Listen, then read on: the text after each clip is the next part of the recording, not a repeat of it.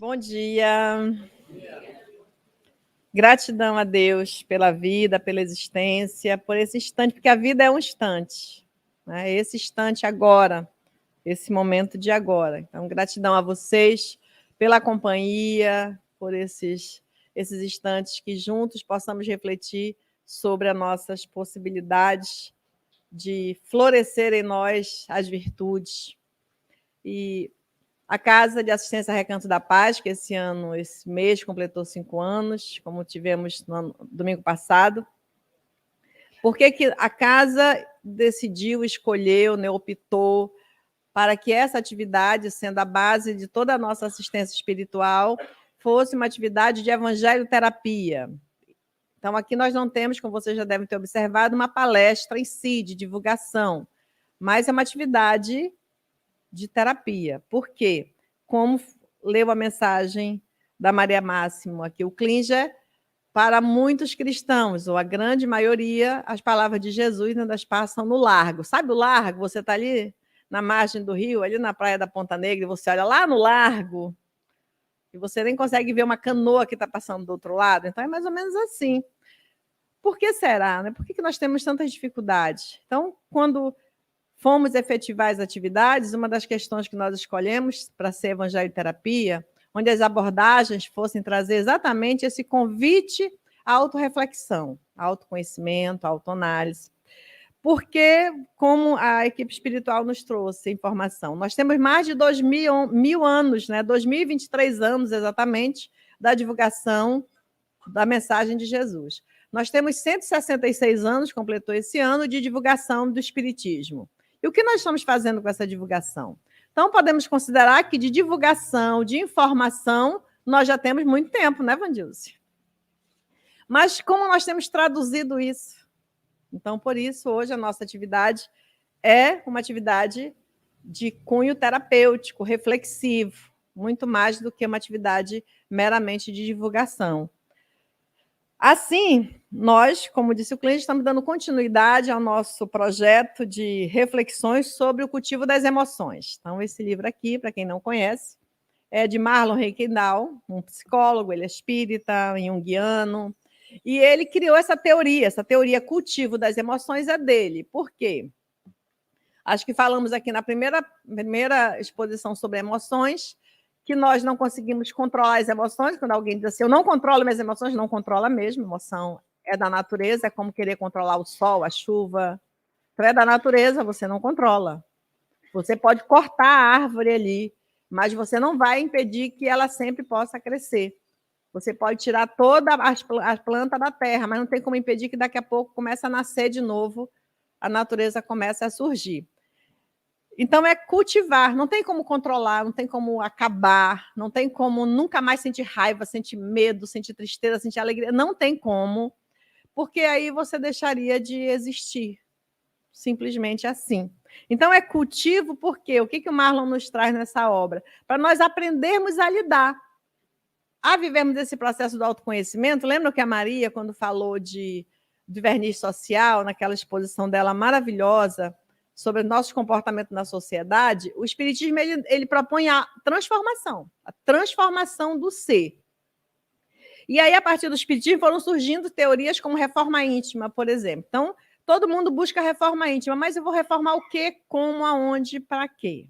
Então, o Espiritismo ele propõe a transformação. Como que eu vou me transformar? Ou como a teoria da reforma íntima diz, como é que eu vou me reformar? Aí eu preciso do autoconhecimento.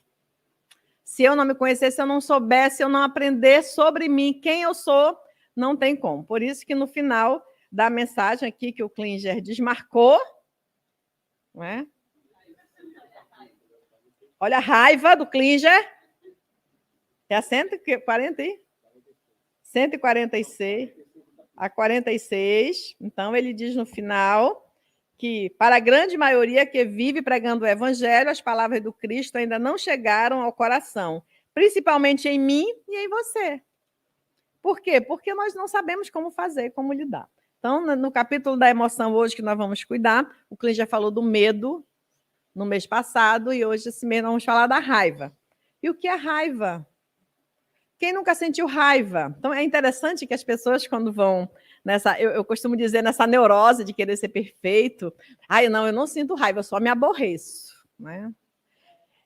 Eu tenho um nível de irritabilidade alto, raiva eu não tenho. Então, irritabilidade é raiva, meu bem, né?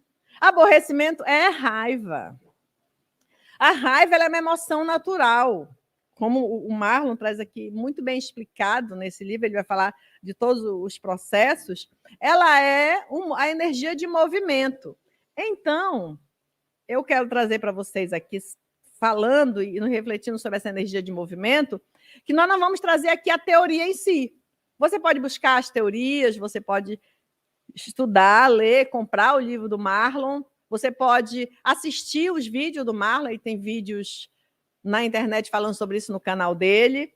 Inclusive, da raiva, ele tem uma seleção de vídeos sobre o cultivo das emoções. Só da raiva são 4 vídeos de 1 hora. Então, para você ver toda essa dinâmica, para nós entendermos como nós funcionamos. Então, nós podemos buscar a teoria, olhar no dicionário, estudar os cientistas do comportamento humano que lidam com a raiva, estudar lá sobre os 4 gigantes da alma, né? Mirei Lopes, que fala bastante dessa questão da ira, do medo, vinculando a raiva e o medo, porque a raiva e o medo elas estão intimamente ligados. Você pode ficar com raiva e aí você vem o medo de você falar o que sente, aí você guarda a raiva, aí você engole. Um dia desse, uma amiga disse assim, eu vou engolir essa raiva. Eu digo, não engula não, cuspa, né? Vomite, faça qualquer coisa, mas não engula. Porque você vai guardando, até você vai criando aquela bomba interna que vai estourar em problemas gastrointestinais, que vai desenvolver o câncer, vai desenvolver aí um AVC e vários fatores que quem era da área da saúde sabe o quanto que a raiva tem sido o grande vilão do desenvolvimento do câncer e das doenças mais graves que o ser humano não consegue, a ciência não consegue resolver.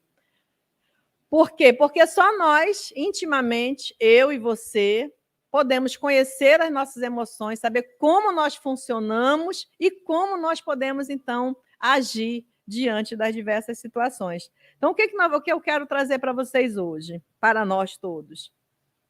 Uma reflexão a nível de sentimentos, né? Do que como nós nos sentimos em relação a todas as situações. Então, de onde vem a raiva? Uma emoção natural. Um sentimento é a emoção de defesa, de proteção.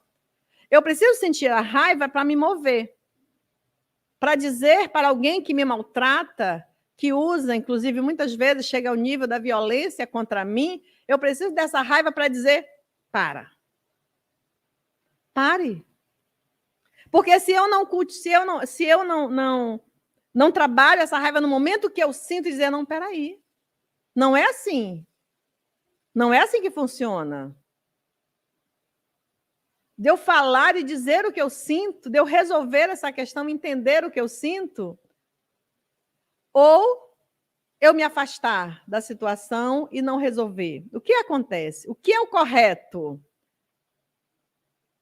O correto é que eu entenda de onde vem a raiva para saber como é que eu funciono com raiva.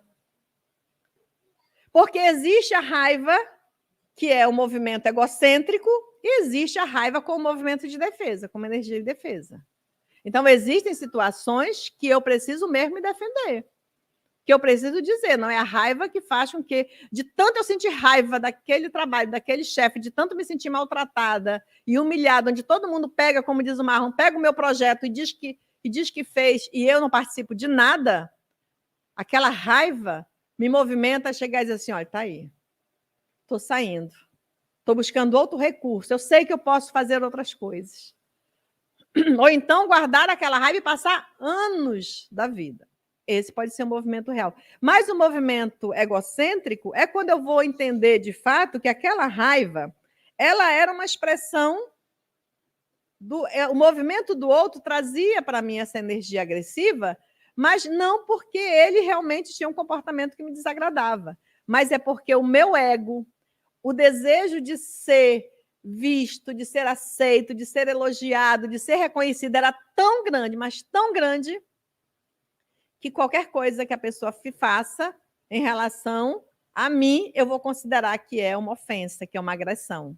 Então, eu preciso primeiro entender o que, de fato, essa expressão, ela é uma energia agressiva minha ou ela é uma atitude do outro. Porque a raiva, ela vem... Por que as pessoas... Nós temos dificuldade de dizer, não, eu estou com raiva? Porque nós pensamos em raiva e pensamos nesse movimento de agressividade mesmo. Mas eu preciso ser agressiva porque eu estou com raiva? Não preciso. Mas eu preciso dizer que aquilo que a pessoa fez eu não gostei, eu não gosto de ser tratada desse jeito. Eu não gosto de ser vista desse jeito. Mas eu não preciso agredir, eu não preciso ofender. Mas isso depende do quê? Quando eu faço esse movimento, eu preciso entender por que eu estou sendo agressiva, ou por que eu estou me omitindo, por que eu estou dizendo, não, você não fez nada. Como diz a mensagem, não, eu sou boa, é que eu sou um espírito imperfeito, e aí eu me sinto mesmo assim. E talvez esse movimento de admitir que é um espírito imperfeito, por isso que você ficou chateada, mas você está certo, eu é que sou uma pessoa que sou muito imperfeita ainda. Eu é que preciso, às vezes dizemos que precisamos daquele movimento agressivo para dizer que eu preciso evoluir. É porque eu preciso evoluir. Porque Jesus também sofreu e para isso ele foi evoluindo. Mas Jesus usou muitas vezes a energia da raiva. Jesus nunca ficou calado em relação às coisas que o desagradavam. Ele chegou no templo e viu que estavam tendo uma atitude totalmente contrária àquilo que o templo era o motivo, e ele chegou lá e quebrou tudo. Muitas vezes ele chegou para aqueles que queriam ofendê-lo e dizer, não, vocês são raça de víboras. Dizem que são bons e, na verdade, não passam de sepulcros caiados. Branco por fora e podre por dentro. O que ele estava fazendo? Ele estava usando a energia da raiva para dizer, olha o que você está fazendo. Está dizendo que é bom e cai em armadilha de lobo. E aí vem me dizer que é ovelha, mas na verdade você é uma ovelha, você é um lobo em pele de ovelha. Então, Jesus, como é que ele falava isso? Como é que eu uso essa energia para dizer, olha, o que você está fazendo? Não é? Olha para o teu teto de vidro. Não é? Então, eu posso dizer isso para a pessoa de forma firme, sem ser agressiva, mas dependendo de como ela está intimamente com ela, ela vai sentir que está sendo ofendida. Entende? Então, a energia de agressividade da raiva, ela está vinculada com o meu ponto de vista em relação a mim. Como diz o Espírito Emmanuel, quando é que nós vivemos, por exemplo, vivemos a maior parte da nossa vida baseados na ilusão de uma autoimperfeição, de uma autoperfeição, ou de autovalorização, ou seja, uma autovalorização, na maioria das vezes, desmedida, que é diferente do autoamor. A autovalorização, principalmente a desmedida, que na maioria das vezes ela é diferente do autoamor. E aí, com esse sentimento de autovalorização, se cai uma folha no meio da minha... Vem o vento e joga uma folha no meio da minha sala, o que acontece? A ira. Eu acabei de varrer a sala e essa folha veio cair aqui. Entende? Então, se ela é uma energia de defesa... O que uma folha está fazendo ali? Né? Qual é a intenção da folha de me agredir? Então, como é que eu estou no momento em que a pessoa passa numa poça de lama e joga água em ti? É momento de você ver. Um dia desse aconteceu comigo. Na frente da casa da minha mãe tinha uma poça. Aí, quando eu fui saindo, e eu que gosto de usar branco, lá vem o carro, passou uma poça de água e jogou em mim. Aí veio a raiva. E aí, o que... Mas eu tô... É raiva porque eu me molhei, mas eu não posso ficar com raiva dele, que ele nem sabe que eu estou aqui. Eu também passo de carro aqui, nem muitas vezes eu nem vejo essa poça, porque se eu tenho um sentimento... Aí eu preciso analisar o meu sentimento de autoimportância, porque se ele está num alto grau, eu vou dizer que ele passou naquela poça de propósito, que o cara me odeia, que ele é isso, aquilo, começa a usar palavrões para xingá-lo e dizer que ele fez de propósito. E se ele não fez? E se ele não viu? E eu vou gritar, e vou berrar, e vou ficar com raiva de uma pessoa que foi embora, que nem sabe que eu existo. Entende? Aí eu paro e penso, caramba, que horrível, né? Agora eu vou ter que voltar, vou me atrasar, trocar de roupa, porque o cara jogou água em mim. Isso não vai dar raiva? Dá. Mas eu preciso admitir que eu fiquei com raiva, mas o que eu vou fazer com essa energia? Não é? Eu posso só entender que é raiva mesmo, que você fica, e você volta, e você resolve, e você faz o movimento. Então, ela é uma energia de movimento. No entanto, o que nos traz a agressividade como algo prejudicial à nossa saúde é, primeiro, que nós usamos, como traz o Marlon no livro, nós temos um senso de justiça que é, mas é porque isso é injusto. O que você sabe sobre justiça? Qual a diferença, por exemplo, de lei e de justiça? Você sabe, né? Então, muitas vezes, nós não sabemos o que é senso de justiça. Aí Jesus diz, olha, quando alguém te colocar, te pedir a tua capa, né? Cede a túnica. Qual é o senso de justiça aí? Então, precisa ser analisado, precisa lá ler o movimento, ler lá o Sermão do Monte, o que antecede a isso, o que vem depois, e entender por que Jesus falou isso. Isso é senso de justiça. É saber o que realmente, senso de justiça é aquilo que está, como diz o Aristóteles, na justa medida.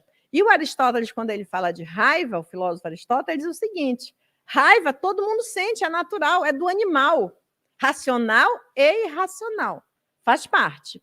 A questão é que sentir raiva da pessoa certa, do motivo certo, na hora certa e falar a coisa certa, isso é de poucos, porque isso requer sabedoria. E essa sabedoria vem de onde? De fora? De mim. Lembra, o Klinger leu uma história, contou uma história aqui muito legal, que eu nunca mais esqueci, eu sempre conto também por aí nas palestras, da atenção, do homem que queria, né, era Klinger saber, que escrevesse para ele o que era sabedoria, aí o sábio escreveu atenção na primeira vez, atenção na segunda vez, atenção na terceira vez, aí o homem ficou com raiva e disse, como assim? Eu quero só um conceito, uma breve frase que me diga o que é sabedoria. O que é, afinal de contas, você escreve aí atenção, atenção, atenção. O que é atenção? Aí o sábio vira para ele, atenção é atenção. Então, sabedoria é estar atento, acordado. E o Paulo de Tarso diz, acorda tu que dormes. E aonde que eu preciso acordar? Na hora da emoção. Eu preciso estar acordado quando eu sinto raiva, quando eu estou com medo.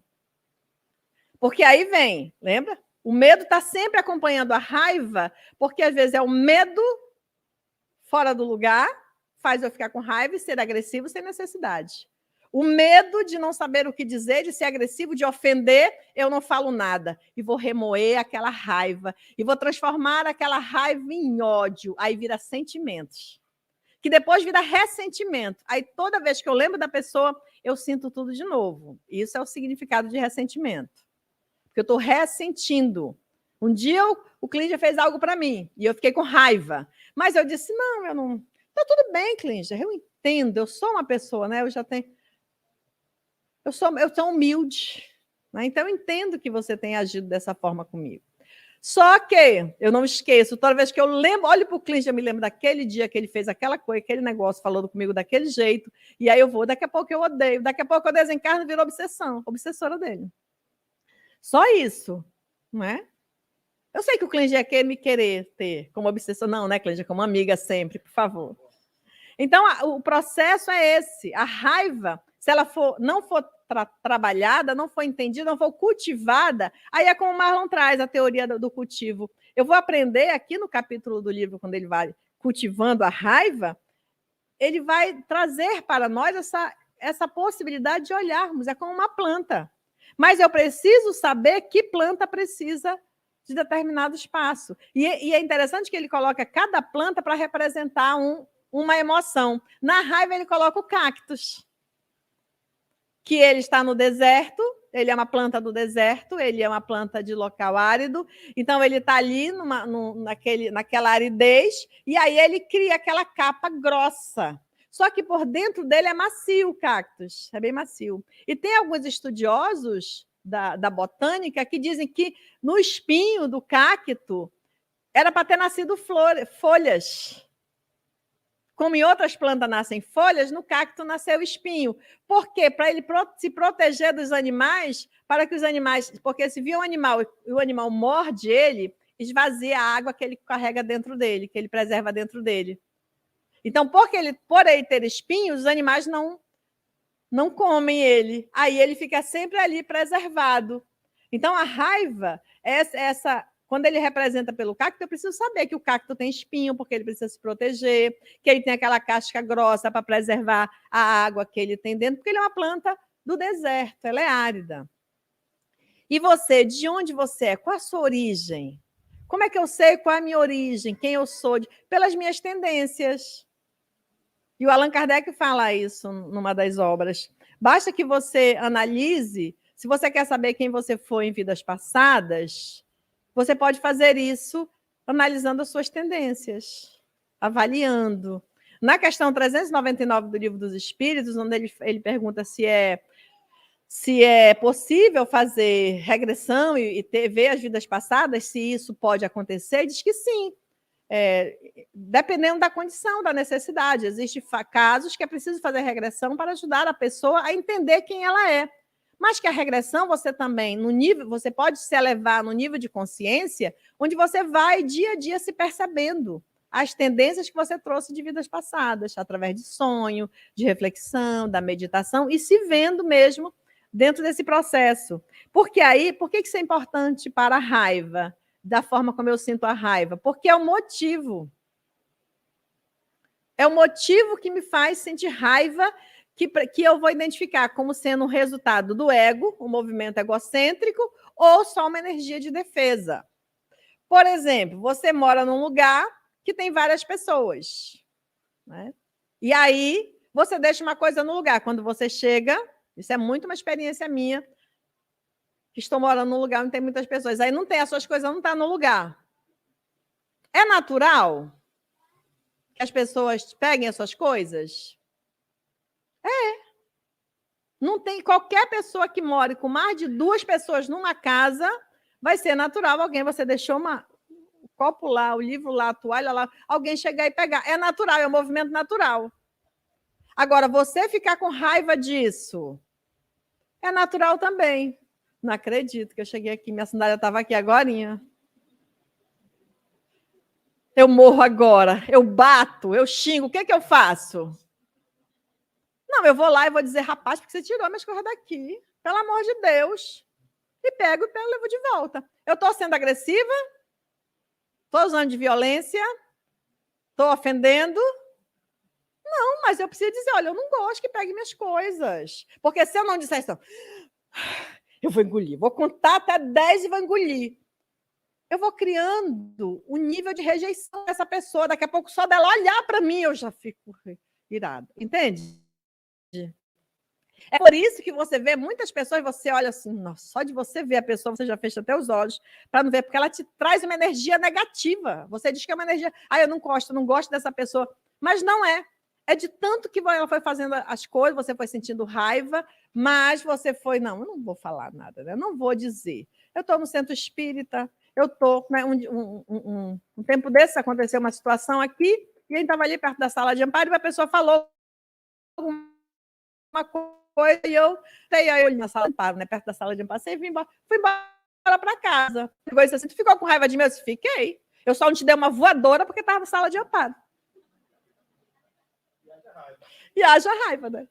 Ou seja, eu fiquei com raiva porque, entende? É o motivo agora. Por que eu fiquei? Eu disse, poxa, porque não era legal, não foi legal. O que a pessoa falou não tinha nada a ver. Então, esse que eu preciso ver. O Emmanuel diz para o Chico, Chico, quando Chico vai se queixar para o Emmanuel, que estava muito aborrecido com tantas situações, com tantas acusações, e principalmente de charlatanismo. Aí o Chico diz, aí o Emmanuel diz, Chico, quando alguém falar alguma coisa que te fira, que te agrida, que te ofenda, que te critique, seja lá o que for, ouve, analisa e observa. A pessoa pode estar certa. Aí tu aproveita para te entender, né, o que está precisando, o que você realmente está precisando fazer. E aí te corrige, pede desculpa, pede perdão e vai embora. Mas tem coisas que as pessoas vão falar, tu para, analisa. Pô, não tinha nada a ver o que a pessoa falou. Então, olha, diz, não tem nada a ver com o que você falou, mas está tudo certo também. Eu te perdoo, eu sigo adiante, entende? Mas eu preciso dizer, eu preciso viver essa experiência, que é minha. Então, o que acontece quando o Marlon diz, a raiva, ela é nossa, ela é um sentimento interno. Então, o outro não me faz raiva, assim como o outro não me impede de evoluir, entende? Sou eu. Aí eu queria tanto evoluir. Eu queria amar o próximo, mas o próximo não colabora, né? Não dá para esse próximo ficar mais distante, porque se o próximo ficar bem longe, eu evoluo, que eu vou aprender a amar esse próximo distante, né? Tem gente que, ai, meu Deus, a guerra. Aí doa, né, lá para os Médicos Sem Fronteira, que eu acho lindo o trabalho. Se eu tivesse condições financeiras, eu também doaria. Mas aí eu me afasto daqueles que estão aqui. Eu quero que acabe a guerra lá. E aqui? E na minha casa, o que eu faço? Eu estou sendo motivo de guerra. Tenho o psicólogo, né, também palestrante espírita, o Rossano Klinger, né, que eu gosto muito dele. E aí o Rossano diz assim, que ele tem mais de 20 anos de profissão como psicólogo, e ele separou, dividiu em 3 classes os pacientes dele nessa experiência como psicólogo. Aqueles que têm um problema, que vêm para a terapia porque têm um problema. Tem aqueles que pensam que têm um problema, vão identificar isso na terapia, e tem o outro que é o problema. E você? Quem você é? Você é a pessoa que tem problema real? Você pensa que tem problema ou você é o problema? Entende? Então, são questões, quando o Marlon fala desse processo de o que a raiva esconde, então a raiva pode estar escondendo o medo. A raiva pode estar escondendo o sentimento de culpa, e eu não quero que ninguém veja. A raiva está escondendo a minha incapacidade de lidar com as situações. A raiva está escondendo a minha falta de habilidade de lidar com o outro, com a diversidade, de lidar com os diferentes. Que um diz, não, bota a mesa aqui, outro diz, não, bota a mesa ali, outro diz, não, bota a mesa. Para tudo, onde é que eu vou botar essa mesa? Né? Gente, vamos chegar a um acordo, onde é que bota essa mesa? Entende? Então, existem diferenças. Então, a nossa falta de habilidade de lidar com o que nós realmente sentimos é que faz com que a raiva seja uma emoção, uma energia desastrosa, que nos causa situações. Então, o contexto, quando nós entendemos o contexto, nós vamos entendendo o quê? Nós vamos percebendo aquilo que nos traz possibilidades. Então, a respiração. Quando o Marlon fala da respiração. Respira 10 vezes que a raiva passa. A respiração é excelente, mas não respirar porque a raiva passa, entende? Porque você vai implodir por dentro. E daqui a pouco você diz, gente, tudo que eu como me faz mal?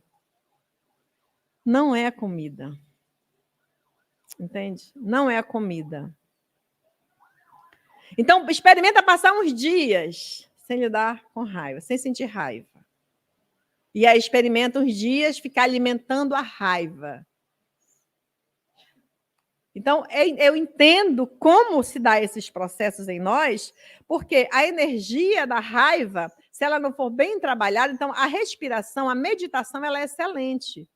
Mas para que eu possa me sentir, fazer esses exercícios de presença, porque a meditação ela é presença. Quando nós fazemos aqui o processo do passe, não é, Clínia, que nós trazemos a presença, respira, se vê, é para que a gente possa começar a se ver e se sentir a nossa presença, sentir o nosso estado. E a meditação, quanto mais eu faço esses exercícios, eu vou compreendendo melhor os meus processos internos, eu vou sabendo melhor como eu lido, como eu fico quando alguém faz alguma coisa, quando alguém tira as coisas do lugar onde estava, quando alguém fala uma coisa que eu não gosto, quando eu queria um elogio e a pessoa critica, entende? E aí, esse processo de presença que a respiração ajuda, ela faz com que isso se mova. A Joana de Ângeles, numa dos seus livros, Autodescobrimento, ela fala sobre isso, que nós precisamos, como ela é uma energia, eu preciso movimentar. Então, por exemplo, exercícios físicos, corridas, caminhadas. Uma pessoa sedentária, ela é muito mais propensa a acumular a energia da raiva, porque ela é uma energia, ela é a energia do movimento. Então, eu preciso agir, eu preciso me movimentar para que ela possa me ajudar a ter mais leveza, a de entender esse ego adoecido. Porque o ego é a nossa estrutura psíquica do mundo. É o ego que me coloca no mundo como profissional, como seja lá o que for, como um ser que pertence a uma família, a uma comunidade, a uma sociedade, a um núcleo, a uma egrégora. É o ego, para que eu me identifique como tal, como aquela pessoa que eu sou. Mas se ele estiver adoecido, eu vou criar o quê? O sentimento de autoimportância desmedido. Eu vou considerar que os motivos pelos quais as pessoas agem, falam comigo, são sempre para me ofender, são sempre para me maltratar. Então, esses são os processos desastrosos. Então, eu preciso trabalhar o quê? A vontade. A vontade para que eu crie em mim esse ambiente interno propício às emoções fluírem com naturalidade. Tem uma historinha que conta de um... Eu não lembro se o Clinch já contou essa historinha aqui, mas ele deve saber. Que um sábio chegou numa aldeia e as pessoas queriam conversar com ele porque existia uma serpente no caminho em que a aldeia... que você saía da aldeia para ir para outra localidade, e que lá eles estavam com dificuldade de sair, porque a serpente passava e picava todo mundo que passava ali. E aí o senhor, que é um sábio, gosta de... Nós já até tentamos matá-la, mas não conseguimos. Ela é uma serpente muito grande, vive no oco de uma árvore. O senhor, o que nos aconselha? Ele disse: deixa que eu vou falar com a serpente. Naquela época, os sábios conseguiam falar com as serpentes, né?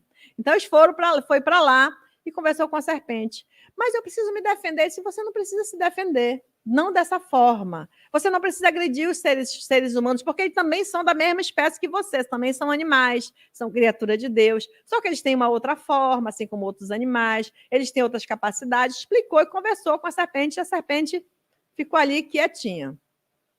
E o sábio foi embora. Depois de muito tempo, o sábio resolveu, então, voltar para aquela comunidade, ver como estavam por ali, e lembrou da serpente: vou passar lá naquela árvore onde a serpente se escondia, ver como é que ela está. Quando ele chegou lá, a serpente estava toda machucada, toda ferida, machucada, de pedras, cortada.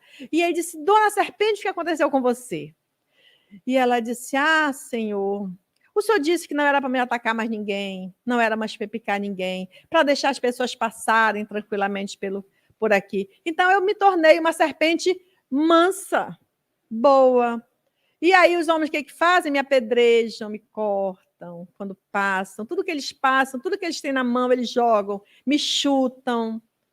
E aí o sábio disse: mas, dona serpente, eu disse para a senhora não agir com violência, não picar as pessoas que passavam aqui. Mas eu não disse para a senhora não mostrar seus dentes. Entendeu? Não perder a característica dela de serpente. Entende? Eu não vou te picar do nada. Eu não tenho motivo para te picar. Então, qual é a minha natureza? Então, eu preciso entender quem eu sou, a minha natureza. Entende? Saber como lidar. Por dar um exemplo pessoal meu, eu sou uma pessoa de muita... Eu gosto de falar assim, com muita austeridade. Então, tudo isso já me moveu para lugares, né, íntimos, da minha percepção, de dificuldade. Eu tive muita dificuldade de me relacionar, de viver experiências muito boas por conta disso. E aí eu fui trabalhando, terapia e tudo mais, e hoje, no processo contínuo de terapêutico, de aprendizado, porque nenhum terapeuta consegue sobreviver sem fazer terapia, ninguém consegue ensinar sem estudar o tempo todo, ninguém consegue aprender se não for estudando. Então, são processos naturais, e aí depois eu fui me ver, não, mas aí eu não consigo ser fofa. Então, eu posso deixar de ser extremamente arrogante, vou continuar sendo arrogante no outro nível. Mas a fofa não dá. Se for evolução, eu vou levar mais milhões de anos para conseguir ser fofa. Então, eu não sou fofa.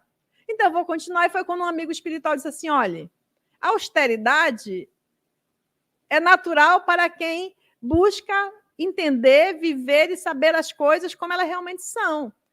Não é sabedoria, mas é a busca. Mas, por isso que eu sou filósofo, porque quem busca tem amor pelo conhecimento. Então, ser austero não significa que eu seja agressiva. Então, eu preciso medir. Mas tem pessoas que não gostam de mim, do meu jeito. Acham que eu sou... Mas no processo, como eu ficava com raiva das pessoas que me criticavam, entende? Que não gostavam de mim, que achavam que eu era muito. E depois eu disse: não, mas eu sou assim mesmo. Então, quando alguém diz assim: tu te acha, eu digo: mas é verdade. Né? Eu me acho mesmo. Né? quase beirando o ser insuportável. Mas é o meu jeito de ser. Mas é nesse processo que a gente vai... Mas lembra, eu não preciso morder, mas eu também não posso deixar de perder a minha condição. Eu não preciso deixar perder a minha natureza, o meu aspecto de ser. E é dentro daquilo que eu sou que eu aprendo a amar, a ajudar, a cuidar, a ter compaixão, a ajudar o outro, me ajudando, aprendendo a lidar com a minha família, aprendendo a lidar com o próximo, ajudando as pessoas que me procuram, levando o conhecimento que eu estudo, que não é meu, mas compartilhando as teorias, o ensino dos espíritos, nossos amigos, entende? Eu preciso nessa, como diz o jovem, nessa vibe, né, Márcia? Nessa vibe. Então, nosso processo de entendimento, de conhecimento, é para que, ao envolver, quando o Marlon fala do cultivando a virtude, ele nos traz essa possibilidade. A raiva ela vai estar muito vinculada nessa tendência de julgar, então vai fazendo a poda. Os teus julgamentos podem estar vinculados no teu juízo de valores. E quais são os teus valores? Né? Então, analisa se você realmente tem senso de justiça para dizer o que está certo e o que está errado. Dentro de uma visão integral, que é uma abordagem da psicologia que eu estudo, que eu procuro praticar, na visão integral, todos estão certos, mas não completamente certos. Assim como todos estão errados, mas não completamente errados. Então, existe uma parte do todo em cada lugar, em cada religião, em cada ciência, em cada teoria, em cada pessoa. Isso é uma visão que não alarga a nossa capacidade de saber e de entender que a raiva é uma emoção que eu preciso viver, experienciar para conhecer, para me conhecer intimamente, dentro dos processos mais simples, de quando a pessoa tirou as coisas tirou minha sandália do lugar, as questões mais complexas, quando eu fico com raiva porque tem a guerra. Né? De onde vem essa raiva?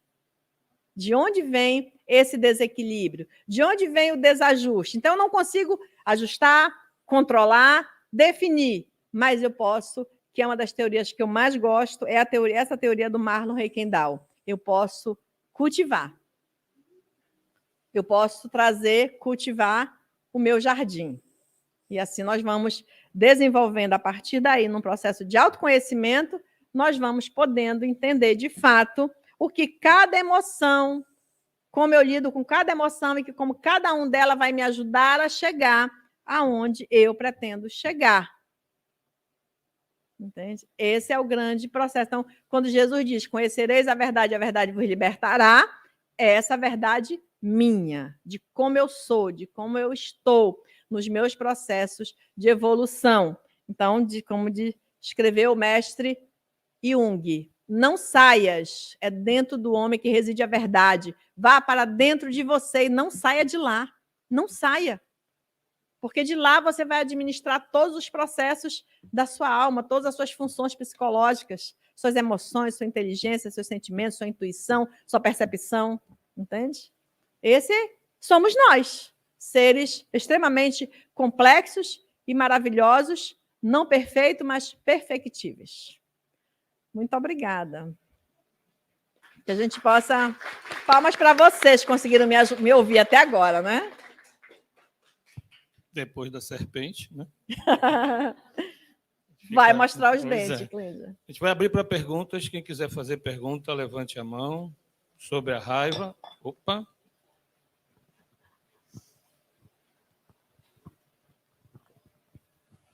Elaine, a Elísia mandou uma pergunta aqui. Tinha, né? Que ser tu, Elísia. Deixa eu pôr aqui. Elaine, entendi que antes de todo o movimento em relação à minha raiva, tenho que conhecer a minha natureza e dar a ela uma serventia, sem me deixar abater pelo outro como a senhora serpente. É isso? Sim, porque aí eu preciso entender, como eu falei no início, na primeira palestra sobre emoções. A emoção, ela vem do movimento externo. Ela é tudo que acontece no externo, ela me afeta. E o sentimento, ele é interno, sou eu que crio. Então, eu preciso, ao conhecer a minha natureza, a minha capacidade de sentir, e de onde vem o sentimento? Da minha forma de pensar. Então, quando eu avalio meus pensamentos, o que você pensa sobre a vida? Analise o que você pensa sobre a vida, sobre determinadas situações, sobre o preconceito, sobre as crenças. Então, a forma como você pensa vai gerar tendências de sentimentos que vêm, se misturam com a emoção que é de fora, com aquilo que o outro faz, com aquilo que o outro vive, e aí eu me perco o controle, aí eu não sei mais quem eu sou.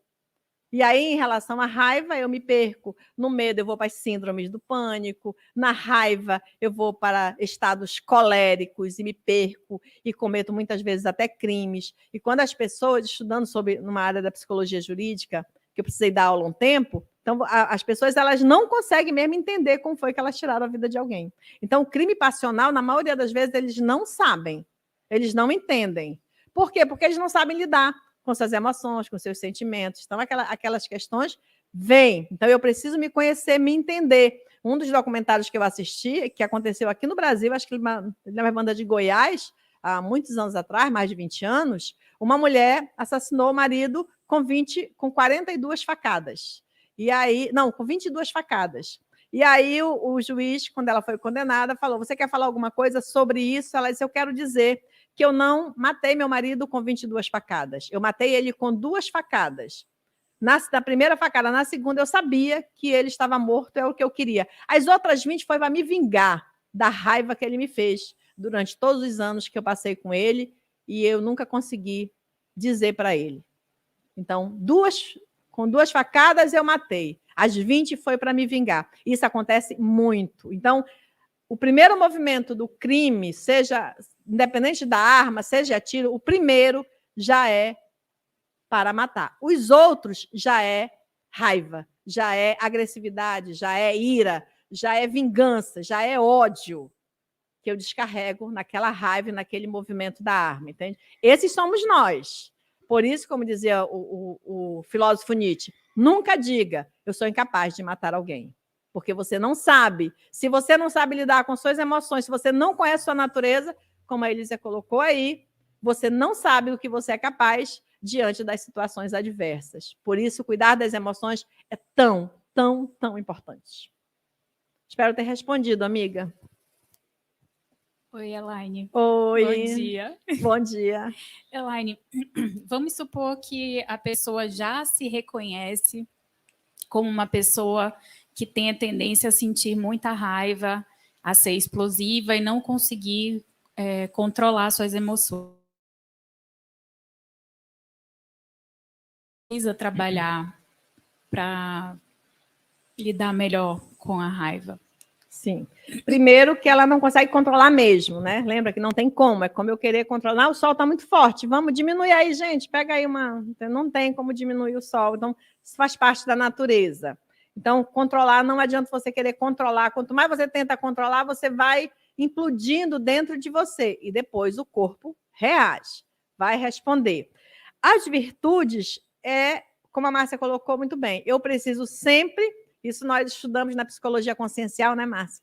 Que todo vício, toda tendência, ela precisa de uma virtude para que ele se desenvolva e eu possa mudar a minha condição. Então, a raiva é a virtude da humildade, é a virtude do aprendiz, como diz o Alírio Cerqueira. Porque eu preciso entender, entre outras importantes, mas eu preciso entender que a raiva, o egocentrismo, ele é alimentado pelo orgulho excessivo, pelo egoísmo de que tudo tem que ser do meu jeito, de acordo, tem que estar tudo ali no meu quadrado, da forma como eu sou. Então, se eu não entendo que as pessoas vão agir, vão ter comportamentos à revelia do meu, que as pessoas não vão pensar como eu, que por mais lindinho que eu pense que seja meus pensamentos, a minha forma de ser, é o que eu penso.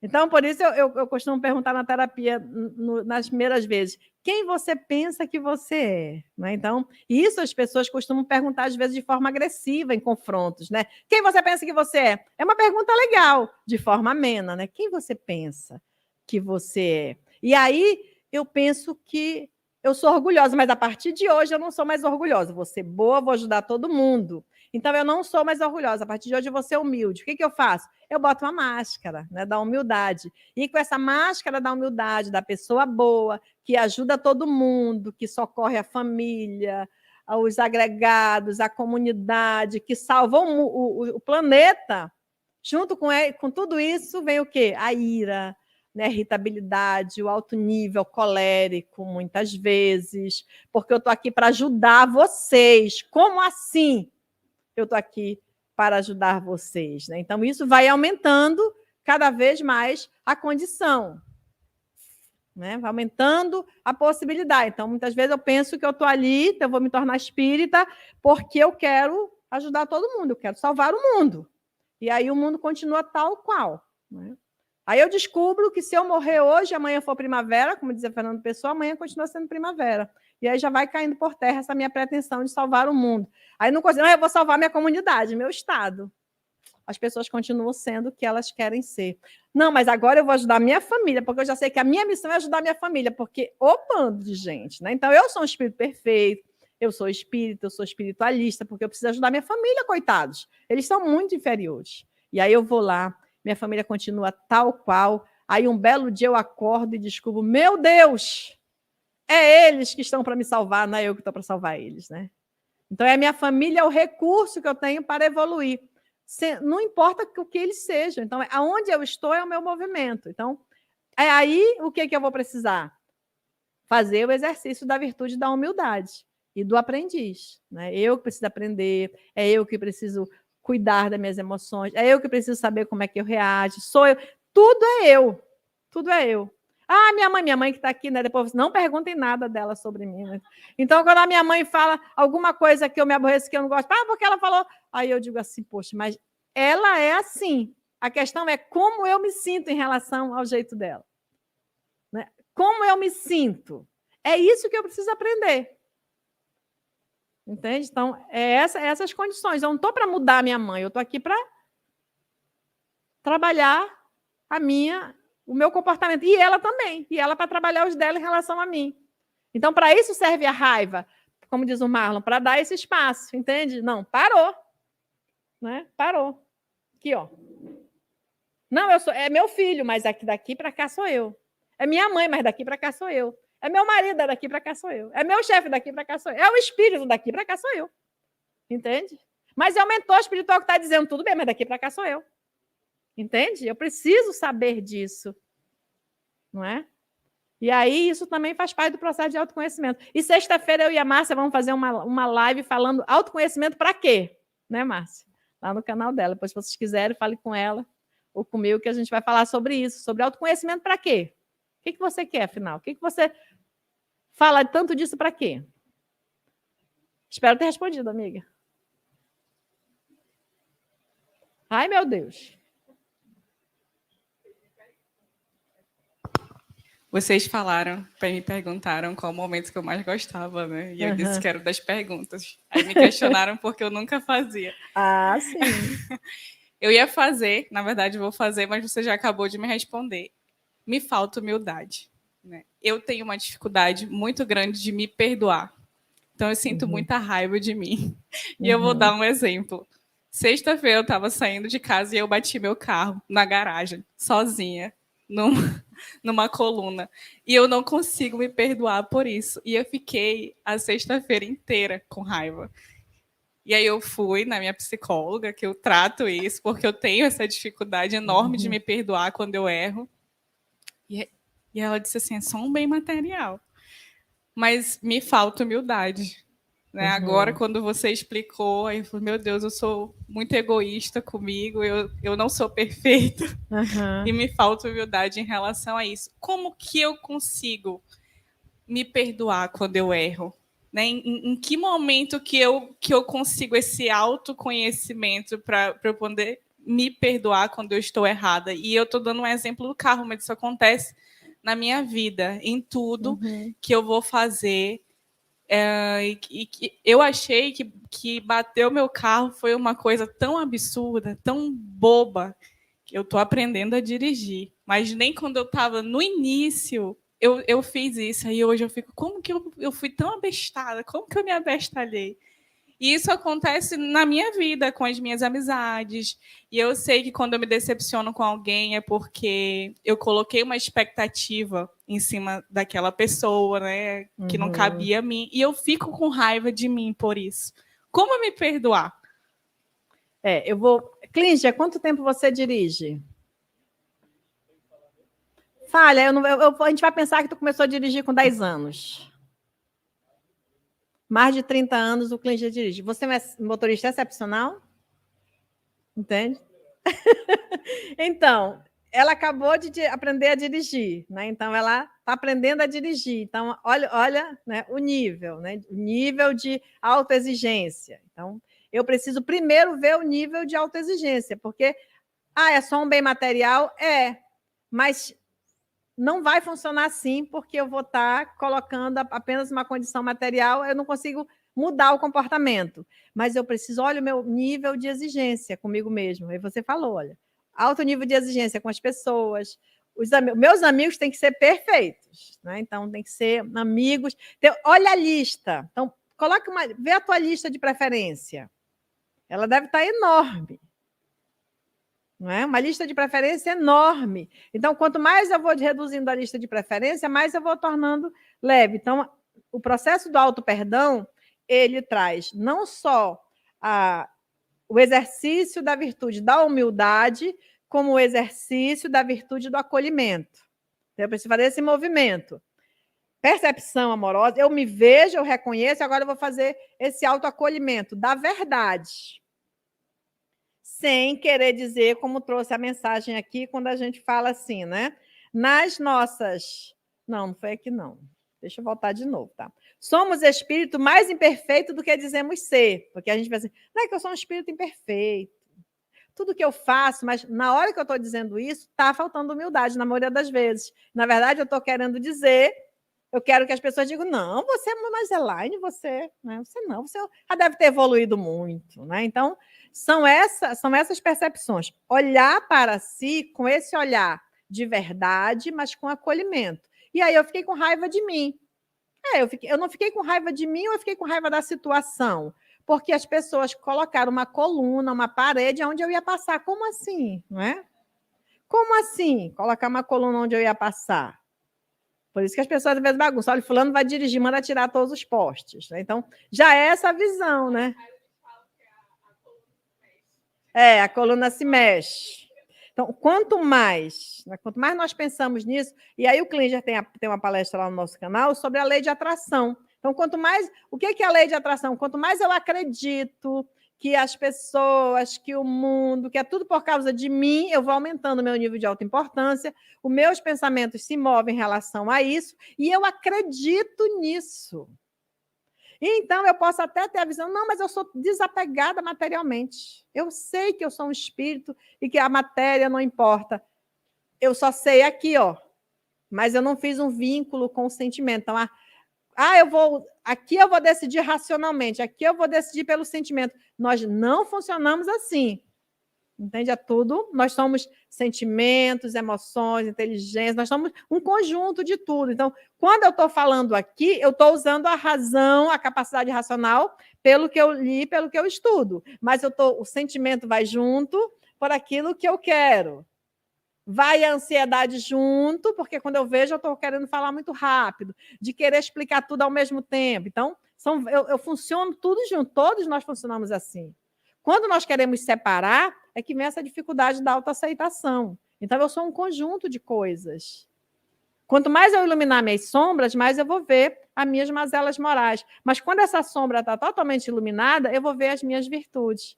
Eu vou ver as sementes das virtudes que estão lá. Aí eu cuido do meu jardim. Entende? Então, o auto-perdão é esse exercício do autoacolhimento. Eu não vou me perdoar agora, mas eu vou me acolher. Eu vou me acolher e vou entender os outros processos que me levam a acreditar. Não é? Que eu lavei meu carro e choveu só para sujar meu carro. Entende? Então, parece coisas banais, mas não é. A pessoa sente mesmo assim. Ela sente que o outro fez só para te ferir. Que a pessoa colocou... Tem uma história assim, eu estava num local, numa casa espírita mesmo, e a pessoa colocou uma cadeira assim. Eu disse assim, olha, mas será que essa cadeira vai ficar boa aí? Não vai, porque vai ficar bem aqui e vai não sei o quê. Eu disse, não, tá bom. Não achei estranho aquele local, mas está tudo bem. Passou um tempinho, daqui a pouco a mesma pessoa veio e tropeçou na cadeira e quase cai. Quem foi que botou essa cadeira aqui? Eu disse, você. Entende? Então, a falta de atenção, a falta de... faz eu deixar de ver. Então, quem construiu essa coluna aqui? Eu mesmo. Não foi o pedreiro, mas foi os meus pensamentos, as minhas ações, né? Me levaram aí, ali. Como eu me sinto. Não sei se eu respondi. Só complementando para ela lembrar assim, que isso é uma oportunidade de Deus, porque ela vai ter mais atenção daqui para frente. É. Tem mais uma pergunta aqui. Ela está meio escondidinha na coluna, mas. Tá, mas eu estou vendo ela. Bom dia. Colocaram uma coluna aqui na frente. Só porque sabiam que tu vinha hoje. Pois é, Foi a Helena. mas a gente desvia da coluna e consegue Exatamente. conversar. Aproveitando essa fala, né, que o tema central é a raiva, e aproveitou falar do autoconhecimento, né, da autodescoberta, até do auto-perdão, é importante também, como a colega colocou, talvez até não seja tanto a raiva que ela tenha sentido, mas a culpa. Então, a gente tem que aprender a trabalhar a culpa também, porque eu posso errar, né? Aprendo com esse meu erro, me auto-perdoo e me corrijo. Uhum. Mas tem pessoas que até pedem perdão ou oferecem o perdão para alguém que a magoou, mas continua aquela raiva, né? E continua aquele sentimento de culpa. E essa culpa, assim como a raiva, ela vai corroendo a pessoa por dentro. Uhum. Né? Então, o autoconhecimento ele é importante para que a gente saiba que, naquele momento, eu não estou com raiva do que eu fiz. Né? Eu bati o carro, estou inexperiente, mas é a culpa. E essa culpa ela não precisa vir só dessa existência, ela pode vir de outras existências também. Né? Então, a gente tem que se conhecer para saber trabalhar, principalmente essa culpa que ela também adoece. Né? Exatamente. A culpa também está muito, como ela falou, está muito vinculada à raiva. Por quê? Por conta da neurose da perfeição. Por isso, quando a culpa relaciona à raiva, eu tenho essa neurose de perfeição. E aí eu sou espírita, a pessoa diz, sou espírita há 30 anos, não posso mais. Como assim? Né? Então, não é o tempo cronológico que faz uma pessoa ser boa, não é o tempo de dirigir, não é porque o cliente já dirige há 30 anos que ele agora vai exigir dele que ele não faça uma barbeiragem, não bata alguém, não arranhe o carro na garagem, esteja totalmente isento. Então, essa neurose da perfeição, tudo que eu preciso fazer tem que ser perfeito, tudo tem que estar exatamente no lugar. Tudo tem que estar. Então, essa ideia de perfeição é que nós ainda não entendemos. O Kardec, ele fala, por exemplo, para os espíritas, ele diz assim, espírita é aquele que se esforça para domar as suas más inclinações. Ele não fala lá que é perfeito, que não erra, que faz tudo certo. E lá no livro dos espíritas, ele pergunta qual é a virtude mais meritória. Ele diz o esforço. O esforço de não deixar ser arrastado pelas más inclinações. Então, qual é a minha má inclinação quando ela olhou lá? É me culpar. É achar que eu tenho que fazer todas as coisas que estão tão perfeitas, quando eu erro, eu me culpo, porque eu não podia ter errado. Então, as pessoas chegam no consultório e dizem, olha, eu vim aqui porque eu preciso... É que eu não posso errar. Eu digo, e eu posso? Né? Se tu não pode ir, eu posso? Ou seja, não tem esse eu não posso errar. Entende? Eu não posso errar porque senão vai acontecer isso. Então, é essa ideia. Então, de onde vem, como ela falou, qual a origem desse eu não posso errar? De onde vem essa ideia de que se eu for casar, eu tenho que ser a esposa perfeita, o marido perfeito? Se eu for dirigir, eu tenho que ser a motorista perfeita. Se eu for ser espírita, eu tenho que ser a espírita perfeita. Se eu for ser mãe, eu vou ser a mãe perfeita. E por aí vai. Vê que nós temos uma lista enorme de coisas e situações que acabam atrapalhando o nosso processo interno de evolução. Então, nós não evoluímos muito mais porque nós nos atrapalhamos com a nossa natureza, com aquilo que reina em nós, e como ela falou, que são um conjunto de situações dessa vida e de outras vidas também, que nós trazemos. E hoje nós temos oportunidade de entender e de saber sobre tudo isso. Tem mais uma aqui, né? Tá e depois bom. a Elaine vai ficar até às 9 da noite aqui para tirar uma Como é o nome dela? Como é o teu nome? Isabela. Isabela, minha solidariedade em relação a você, viu? Quando eu comecei a dirigir, eu também tive essa dificuldade. Eu sempre bati o carro. Depois eu percebi que eu bati o carro mais quando eu estava saindo de manhã para o trabalho do que quando eu estava chegando à noite.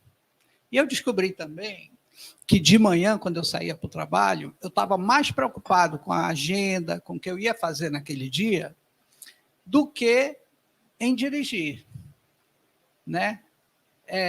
E à noite eu já chegava com uma agenda pronta, o que eu pude fazer já teria feito, e aí eu tinha mais atenção, né? Outra conclusão que eu cheguei, quando a gente está dirigindo o carro para frente, a gente tem um vidrão bem grande, né? Tem uma visão bem panorâmica. Quando a gente está dirigindo de ré, a gente tem 3 vidrinhos bem pequenininhos, né? 3 espelhos bem pequenininhos. E aí eu cheguei à seguinte conclusão, que se eu, quando chegasse à noite, estacionasse o carro na minha vaga de ré, quando eu saísse no dia seguinte, com menos atenção por conta da agenda de trabalho, eu teria menos probabilidade de bater. E foi assim que eu reduzi o número de batidas nas colunas dos lugares onde eu moro. Tá bom? Como nós estamos no final, mas eu vou pedir permissão da Helena só para um minutinho, Helena, só para aproveitar essa fala do Roberto, que foi muito legal ele falar isso, porque ele está falando de um método eficaz para ele.